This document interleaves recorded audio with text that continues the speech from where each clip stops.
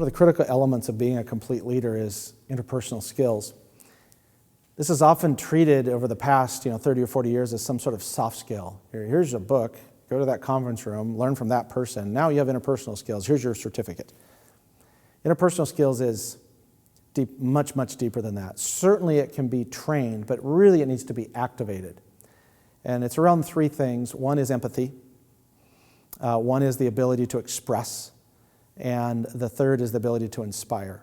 So if you have these three things, empathy allows you to relate to someone's heart and connect with their heart. And if you connect to their heart, you always understand where they're coming from. You may need to do remedial behavior. You may need to coach them up, coach them down, whatever you need to do, but at least you understand their heart. If you have the ability then to express, it means that you're able to communicate with them. And just like in relationships, most people say they leave the company because they felt like their boss didn't listen to them. And so listening is part of expressing. It's part of a communication skill. Tell me more. And the third is you need to be able to inspire them. Inspire them is essentially putting them in a place where they see their own ability to succeed. Just like authenticity, interpersonal skills are a must-have. They're not an option. This is not getting the different stereo in your new car. You need interpersonal skills because we're in a very social era where everyone is a brand, everyone is connected. And if you don't know how to connect to someone and you use the excuse that I'm just not good with people, you may make a fine manager, but you will be a terrible leader.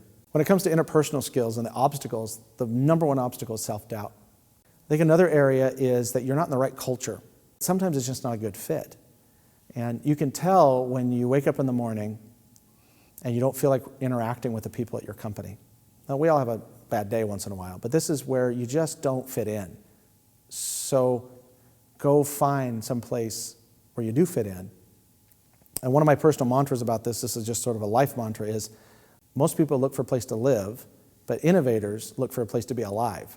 And I think it's the same thing for a leader when it comes to interpersonal skills. They need to go where it just fits. It's an alchemy. And they feel like they're home and they belong there. And there's a sense of belonging.